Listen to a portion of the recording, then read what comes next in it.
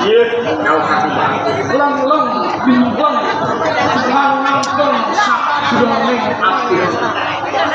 Sawise aku mendarat ngasta Bambang Semruting Atil ing Raja. Yen kadul pancen Pramuru alapur mat. Nanging Piramu bisa tanggap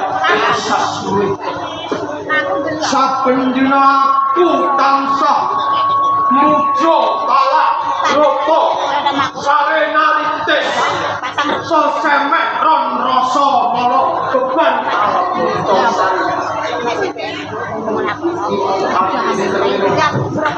perkara patine guru Syekh Siti Jenar. Apa guru agung Syekh Siti Jenar iki kleru yen Purwojati. Saderengipun nuwun pangapunten menawi atur kula niki mangke boten jumbuh menapa ingkang dipun kersakaken kagem Jati Purwojati. Iya pangapuraku gedhe tumraksi Kanjeng Dipati Jati Purwojati kenging kaostanipun niki mung mergi menggaweaken sedanipun Syekh Siti Jenar. Bener. Monggo rika semanten. Guru Agung Syekh Siti Jenar katimbalan Demak menika iku nggih Bagas Warat. Nai sinar bangsa namung pikantuk kabar bilih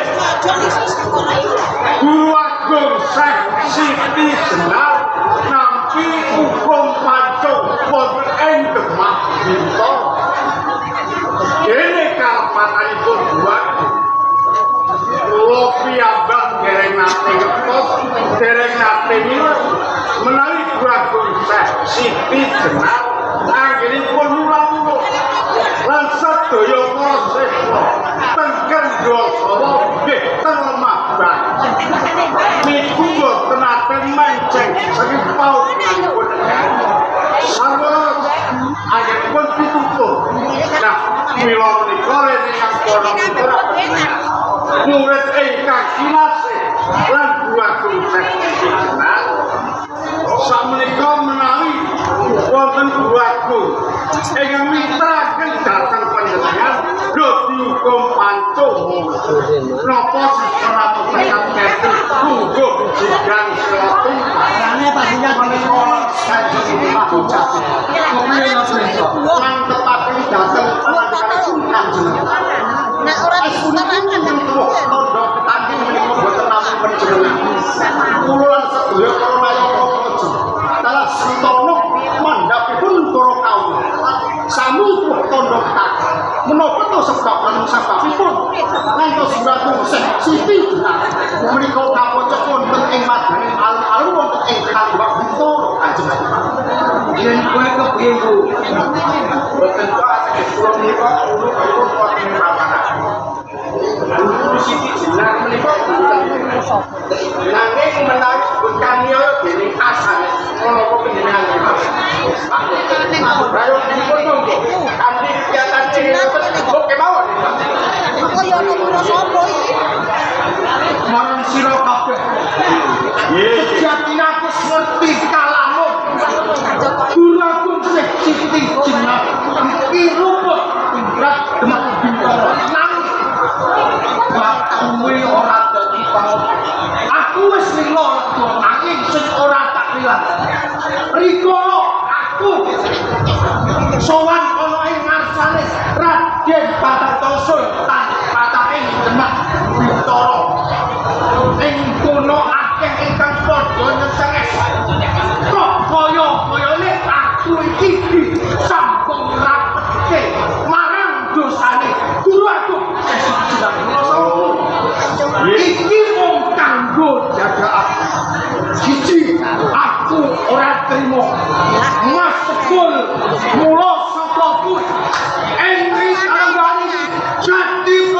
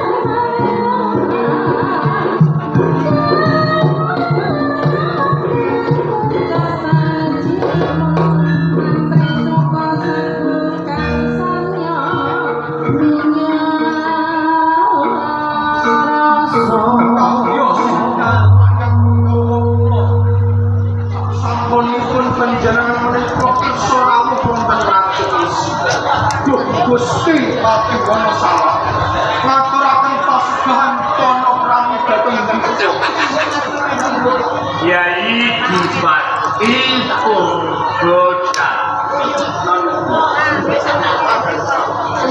ikan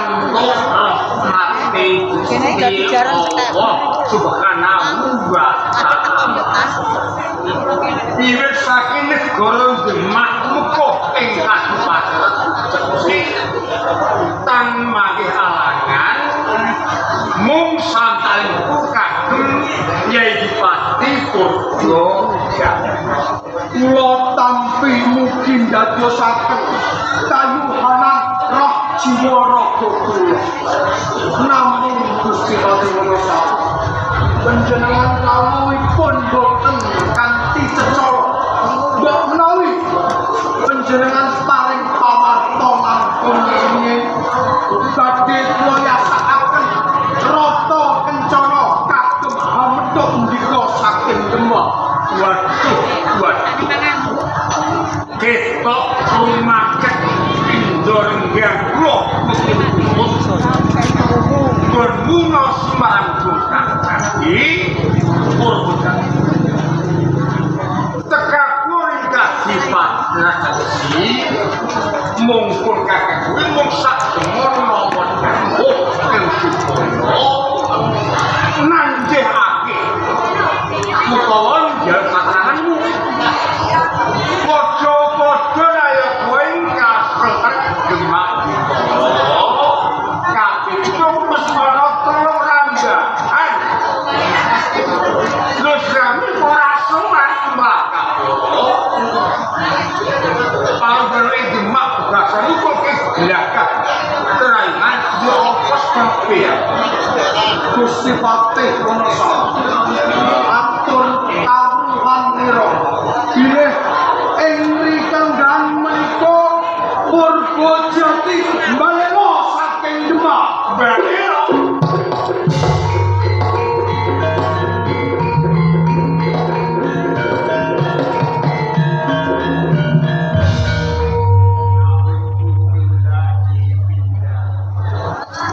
tembung belo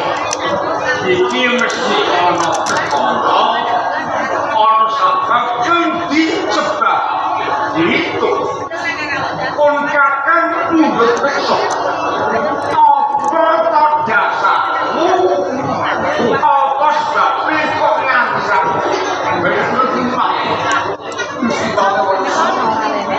menapa kan dikomunikasi boten ngertos menapa ketok sinten Purgojati menika murid guru agung Syekh Siti Jenar kenging menapa guru agung Syekh Siti Jenar menika diklenah dukung pancung kalih Demak kula mboten terima ingkang kawentar rikala kula sowan Ngadyanto wonten Demak rasa satyang Demak saking Sentana Nayana Tantama menika sami nias jatuh menika ati kula rutin ati kula masjid rapila kula kepengin mandiri pribadi mulake pranatan saking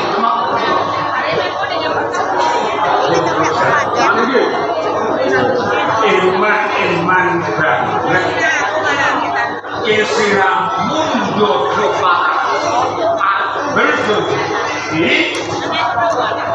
kowe ojo sok gampang keburu nafsu kowe yang diundang iki tetep tan perang iki terkadang kowe mau sing rasa kesu iki negara cilik Purgojati bupati telukan ojo merpati penting kamu ya ojo ini Demak wiwit brawitan rebuki kompet dadian ini ojo Demak lho nanti kowe mbakku lho yen tunggu mati lumrah terus mati lumrah iki mergo ini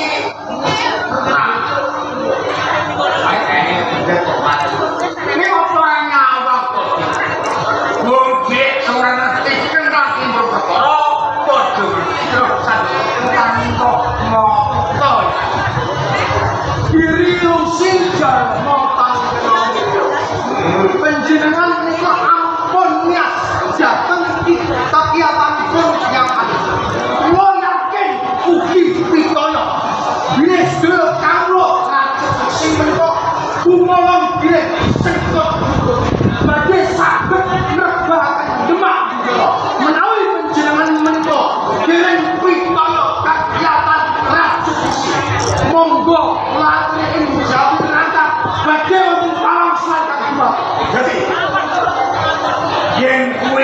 tekadmu mesti bisa berkembang. Aja mung